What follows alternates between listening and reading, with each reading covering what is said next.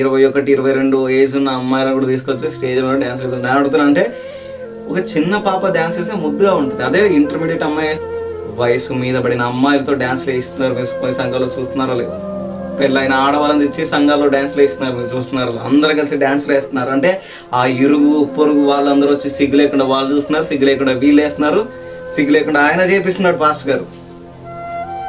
నాశనకరమైన ఒక దుర్బోధ, భయంకరమైన దుర్బోధలు. అంటే సంఘానికి నాశనం అయ్యే ఎలిమెంట్స్ మీరే ఇస్తున్నారు సేవకులుగా. ఒక చిన్న పాప ముద్దుగా డ్యాన్స్ వేస్తే ముద్దుగా ఉంటుందండి. ఒక ఇంటర్మీడియట్ అమ్మాయి డ్యాన్స్ వేస్తే ఎలా ఉంటుంది? వికారం. గుర్తుపెట్టుకోండి, సమాజాన్ని నాశనం చేసే పద్ధతులు సంఘాల్లోకి తేకండి. అనైతికతతో ఉన్న సంఘాలు ఎలా ఉన్నాయో, ఆదిమ సంఘం ఆ రోజు నాట్యాలు చేసేవాళ్ళు ఎవరు? నాటకాలు అంటే తర్వాత అండి. ఎందుకంటే మిషనరీలు అప్పటిలో భారతదేశానికి మిషనరీలు వచ్చినప్పుడు, మన భారతదేశానికి మిషనరీలు వచ్చినప్పుడు మనకు చదువు సరిగా అబ్బేది కాదు, అసలు రాదు చదువు. గట్టిగా మాట్లాడాలంటే లిపి కూడా ఇదని మనకు తెలియదు. బ్లైచ్చ భాష అన్నారు తెలుగు భాషని.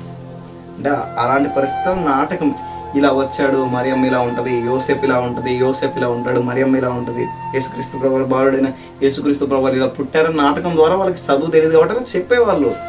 నాటకం ఈ రోజున నాటకాలు ఏంటి అంటే నేను అడుగుతున్నాను అంటే ఈ బైబిల్ చాలా మందికి తెలియదు. స్క్రిప్చర్ అర్థం చేసుకోండి. ఖండితంగా అపోస్తల బోధ ఎలా ఉండదు? ఖండితంగా ఉండేది వాక్యాన్ని గురించి, పాపాన్ని గురించి, దేవుని వ్యూహాన్ని గురించి, దేవుని ఆలోచన గురించి, రక్తం ఇచ్చి సంపాదించే సంఘం విలువను గురించి దేవుని వాక్యం ఖండితంగా ఉంటుంది. అలాంటి దేవుని వాక్యాన్ని మనం నెగలెక్ట్ చేస్తాం. నెగలెక్ట్ అన్నారు దాన్ని.